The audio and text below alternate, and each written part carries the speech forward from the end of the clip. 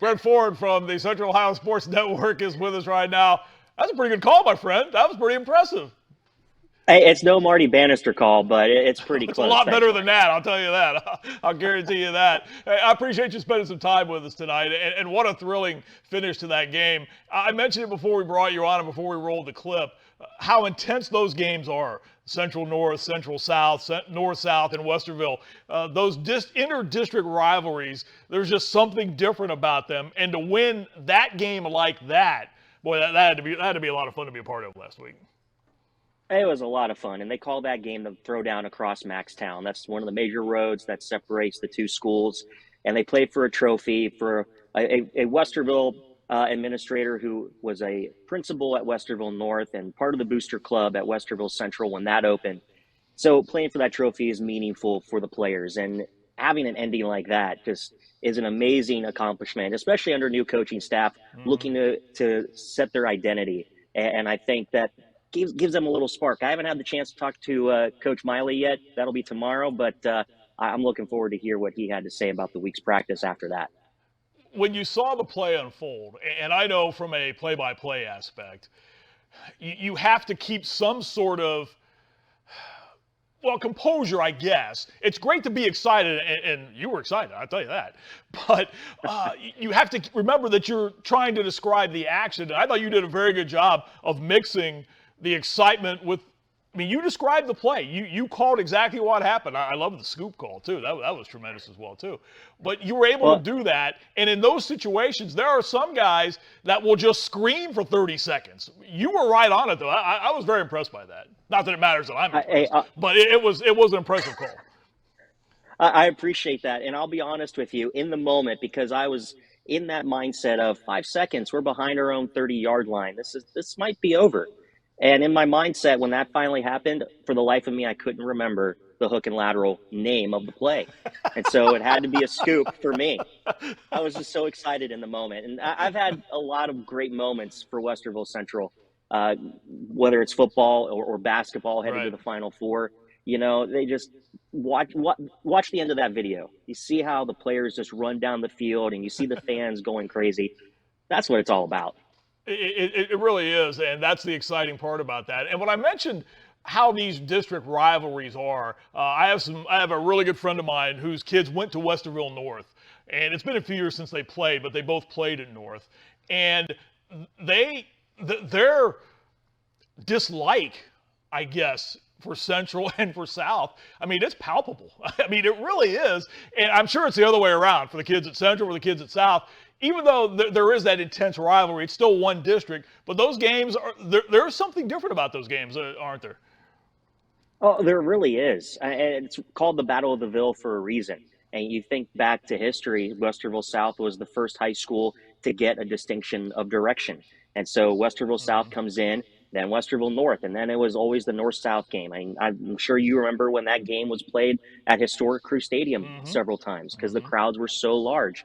Then you introduce Westerville Central to that mix, and now all of a sudden you've got a huge rivalry going three different directions in this city of Westerville, and it just really brings the community together. You should have seen the crowd that was there at Warhawk Field on Friday night. It was one of the biggest crowds I've seen in a long time for a regular season game.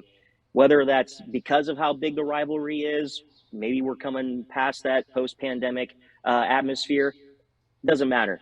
It was amazing to see all those fans, the students cheering, getting hyped for football Friday night. And the rivalry was re-electrified in that game.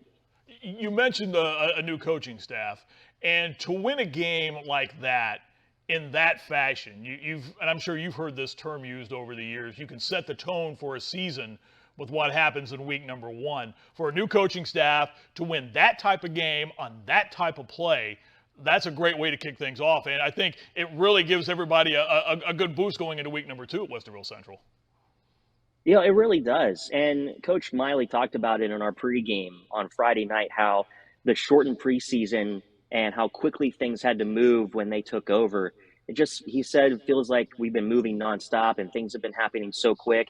So to get some kind of spark like that is really important for this coaching staff. And you can already tell a difference. Administrators and staff at Westerville Central that I've talked to have said that this team has a lot more discipline than they've seen in the past with this coaching staff. So don't sleep on the Warhawks over the next couple of years. I think they're building something here special under head coach Ed Miley.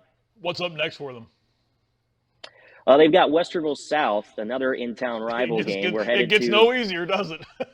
and it doesn't, because now you're headed into Wildcat country. And of course, if you're any familiar with Westerville, you know Westerville South has a big following since they are one of the older schools in Westerville. So it's going to be quite the matchup, especially with the way Westerville South handled Olentangy on opening week. You've been around the Westerville schools for a long time, and a Central grad, and your Central Ohio Sports Network has been covering Warhawk sports for many, many years now. And when you talk about the amount of athletic ability that comes out of that district, and you've seen it over the years, all three schools. I know Westerville North has struggled here in the last few years, because I can remember, I'm old enough to remember back when they were the real deal. I mean, you really worried when the Warriors came rolling in. You know you were going to be in for a rough night of high school football. And it's been a while since they have battled back. But I think they're getting close to maybe making that turn. And if anything, last Friday night show, I mean, they had that game won. They make one tackle, that game's over. And they win that football game. I think they're getting close again, aren't they? They really are. Coach Johnson has them on a great path. They've got great support around them. The administration is really supportive. Their athletic director is really supportive of it as well. And they're still very competitive in the basketball realm as well. Mm-hmm. You can't sleep on boys or girls basketball at Westerville North. They are very competitive, just like Westerville South on the basketball floor, boys and girls. You know, you've got Coach Kalo, who's just a staple in boys high school basketball in Central Ohio. So, but you get a little bit of that history from Westerville North in Westerville Central's head coach, Kevin Martin. He was part of that state championship team at Westerville North. So he is no stranger to what it is to win and what the history is for Westerville North. One thing from one play-by-play guy to another. I was impressed when we started our conversation that you called it a hook and lateral. Too many guys call it a hook and ladder. That's not what it is. It's a hook and lateral, not a hook and ladder. And I'm impressed. You nailed that. That's pretty good. Even though you couldn't think of it, you still got it. Yeah, I definitely couldn't think of it. I'm glad I got it right. And I tell you, and one of the best things I learned in college at Otterbein was during a performance class. And my professor said, you have to say your call letters correctly. W is W, not W. Right. And so anytime there's a play, too, you got to get the right name. Hook, lateral. And lateral. You nailed it. You nailed it. Hey, I appreciate you coming on with us here tonight. It was a great call. I'm sure it was a lot of fun to watch that one last week and be a part of really one of the more tremendous finishes in week number 1 of the high school football season. Brent, always a pleasure. I appreciate your time. Thanks, Marty, for having me on.